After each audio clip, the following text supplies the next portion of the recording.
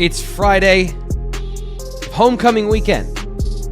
I'm Thomas Frank Carr, and you can call me T. Frank. We're here to discuss Penn State and Northwestern and what we think is going to happen in this game. 5 things that I'm looking for watching Northwestern and Penn State play at 3:30 on Saturday. Of course, you're watching this on Saturday. Hopefully, this is a good pregame intro. We've got our tailgate show coming up at 12:30. You can pop on over there, and there'll be a deeper dive and discussion about these things. And of course, 5 things to watch for is first an article at bluewhiteillustrated.com. So we're going to get you some of the things. This is the audio presentation where we can give you some a little more context, but some of the more of the details are over in the article. I'll pin that as the first comment, and of course in the description of the video if you want to go check out the full article. So we're going to go through 5 things that I'm interested in this game, and here's how it's going to break down this week. Because it's Northwestern, there aren't actually 5 things because they're not a very interesting team, and that is both a good and bad thing for Penn State football, in which we'll explain over the next roughly 14 minutes.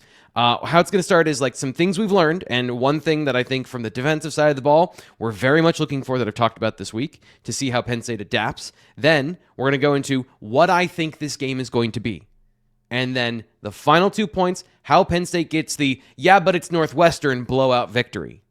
Those are the things we're going to be coming up with today. But before we get started, just quickly, I'll remind you about this later. Like, subscribe, hype.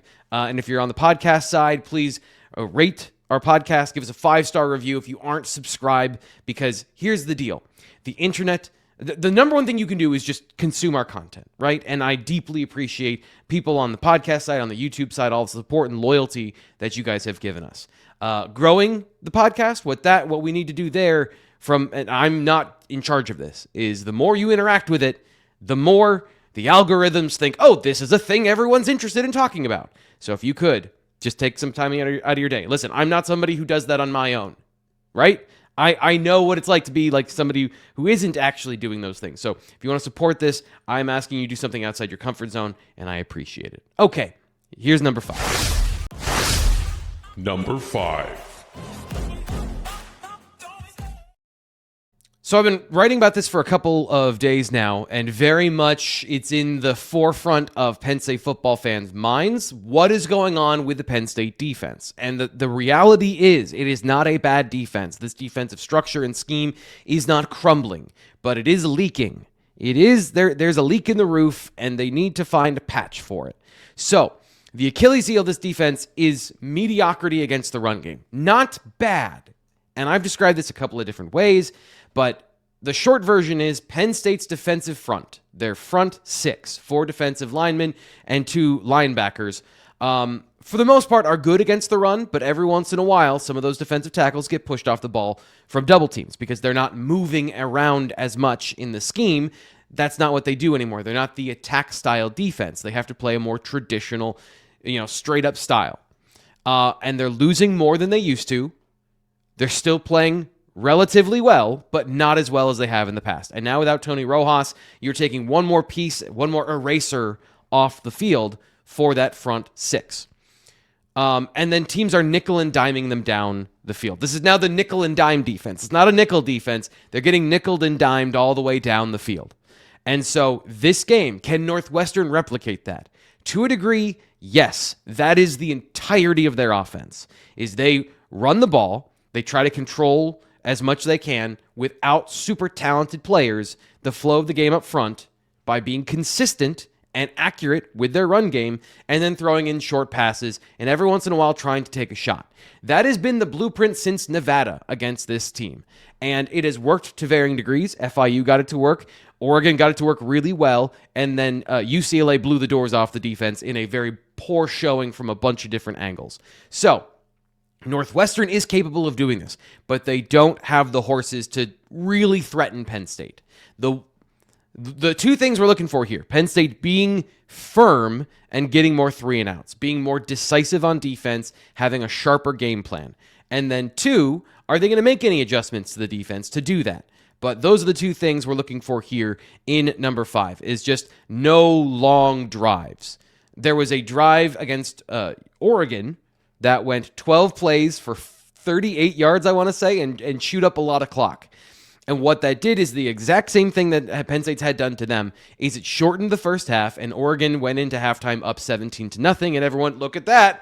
Oregon's vulnerable, everybody. Oregon's vulnerable. And then it turned out to kind of just be a game flow thing and probably a poor performance. They got by that 11 a.m. Northwestern has now a high school stadium on the waterfront kind of environment. And then they eventually played the whole game and scored 31 points.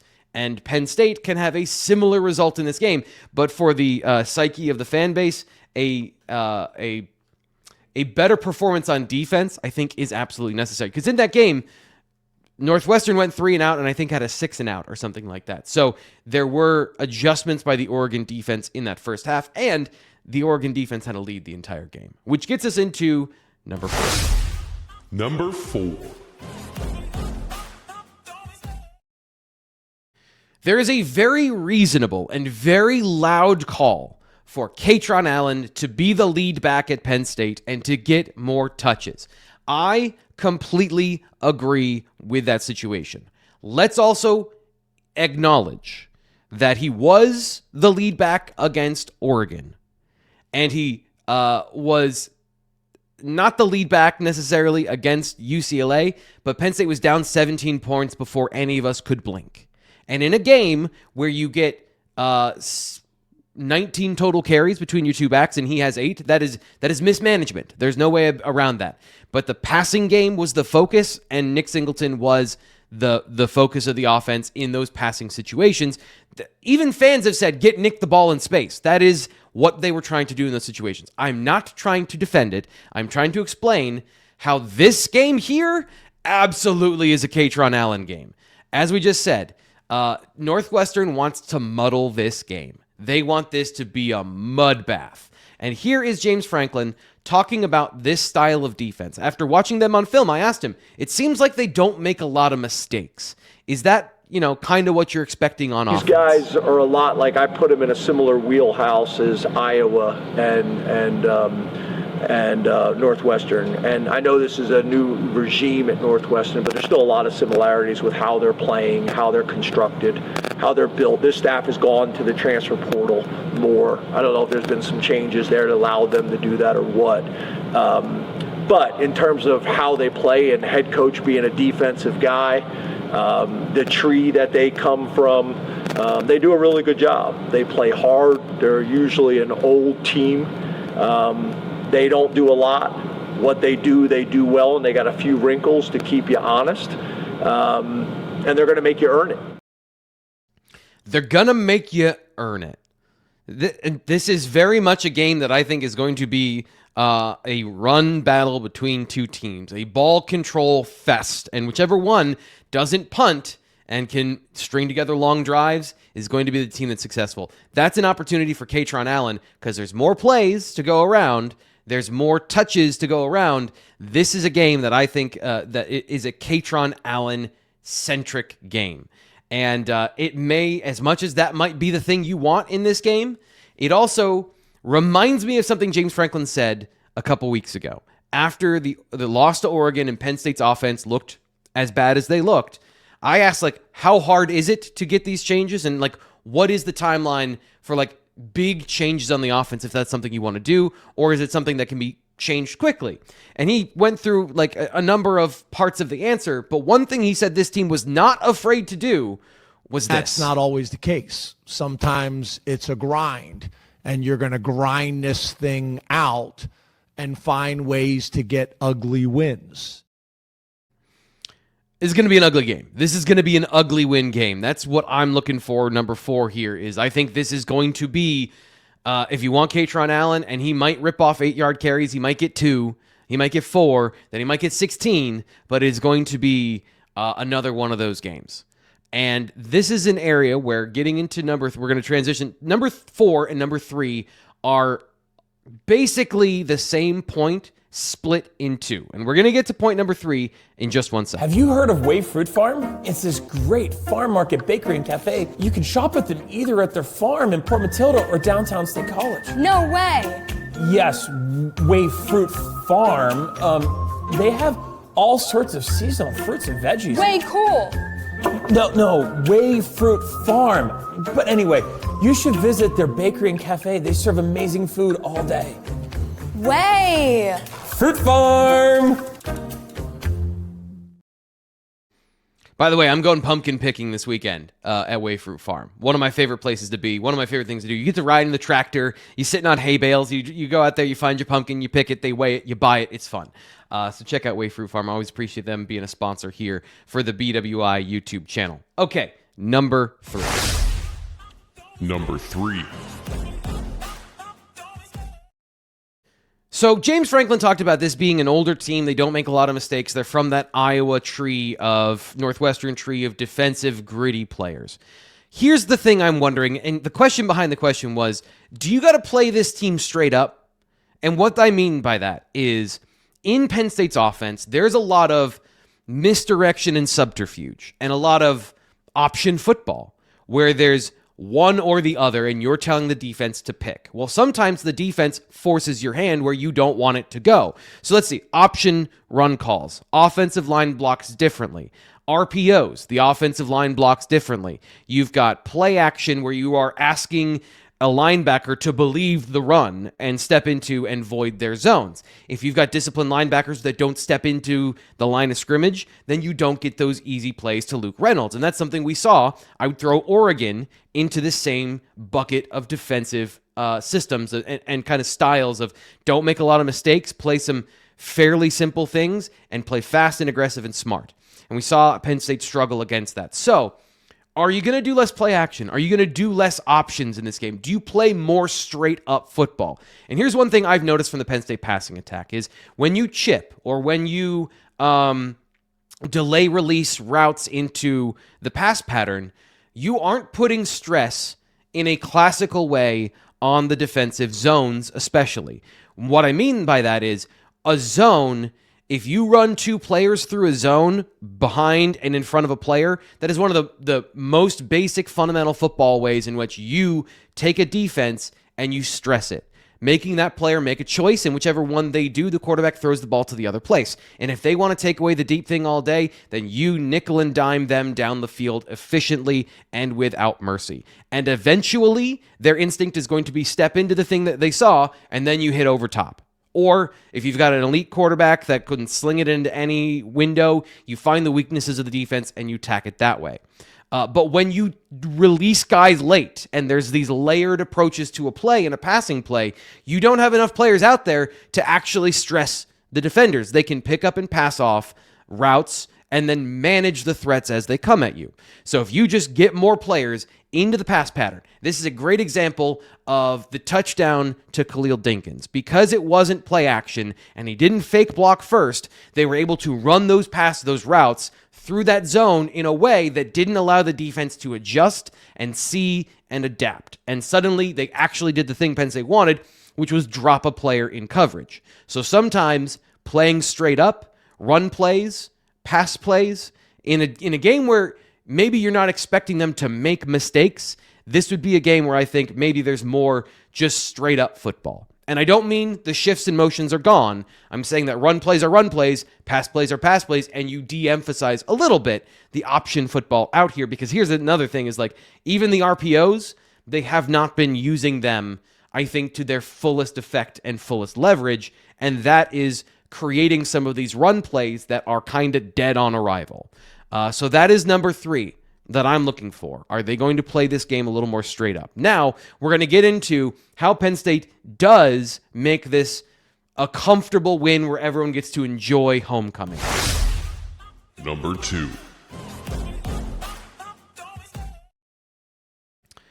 In the game against UCLA, I actually felt like there was a flip for the offensive line. Venga Ioane, Drew Shelton came out mad, and Penn State emphasized their blocking tight ends, and they dominated the left side of the line of scrimmage for most of the game. The problem was they just didn't have enough run plays to make it matter because they were down, and the game flow prevented them from what I think was going to be a smash mouth game plan against the defense that had given up a lot of yards. That didn't happen. So can Penn State finally dominate the line of scrimmage? Because here's the thing about Northwestern. Offensive line, they're not overly talented. Defensive line, the defensive tackles average about 300 pounds. They're not large human beings. Michael Kilbane, the defensive end, 275. He's a good run defender. It's almost like having a third defensive tackle out there from a play style size perspective, right? So there is some backbone, some spine to this defensive line. They got stocky linebackers that are 6'1", 230. They got the neck rolls. They play like it, right? But Penn State's offensive line, Shelton, Ioane, Anthony Donko, regardless of where he's playing, are just more talented. And Nolan Rucci has struggled this year. He has not taken a step from where he was, but at his best, what we've seen of him is a dominant run blocker. I don't know when they're going to unlock it. Like, I'm not saying that's going to be what happens in this game, but it could be. This could be the game where, again, how do you beat a team straight up that doesn't make mistakes? You beat them straight up, and you allow Katron Allen, if this is a Katron Allen game, to rip off long runs, make a guy miss, and get an extra 10 yards. Or you might give Nick Singleton the airplane runway he's looking for, and suddenly he gets a 20-yard run, and everyone feels better, and Nick is up, and he's all jacked up, and things start to roll. I'm not predicting that, but I'm saying it's there. Like, they could do that in this game. Now, Oregon didn't get it done, but it's at home, right, for Penn State, and it is a possible way that Penn State can turn the corner and turn the page and make this a more dominant victory for Penn State. And that's the first element of it, because it always starts there, and then it'll get to number one. Number 1. Going back to what Franklin said about this particular style of defense and this particular family coaching tree of how you play two high coverage shells. And cover two versus a quarters defense and the quarters hybrids defenses is different. But there is a fundamental way that Penn State has attacked these coverages. And I'm going back to 2024 to show you exactly how Andy Kotelnicki last year eviscerated two high defenses. Counter underneath defenders. 1, 2, middle defender 3, 4, 5, which leaves 1, 2. Bailing into deep coverage, bailing into deep coverage. And when you have this route, this is just beautifully designed. When you have this route from Wallace, makes him react down, that means Amari Evans has this whole field, the side, almost 50 yards to run into. And Aller hits his back foot, he sees it, and touchdown. A no-doubter, too. Like, the amount of separation, the amount of indecision, excellent breaking of the defense. So there are ways to make players make mistakes, is what that is really trying to say, is you can manipulate a defense through routes to open up wide open passing lanes to make it easier on the quarterback, where those plays are easy. And those two high coverage shells is what Andy Kotelnicki made his money last year manipulating and defeating. Now, this year, it has been different because teams saw the plan and they have counteracted it. But if you get a threat, and this has, I think, been the biggest problem for Penn State's passing game, is there a threat that the defense will react to, where they are afraid that Trey Wallace, the number one wide receiver, is going to get that pass? Because of course he is. He's the only one getting the pass. Or is there obviously a Tyler Warren out there where you have to account for him? You got to drop a safety down into the box.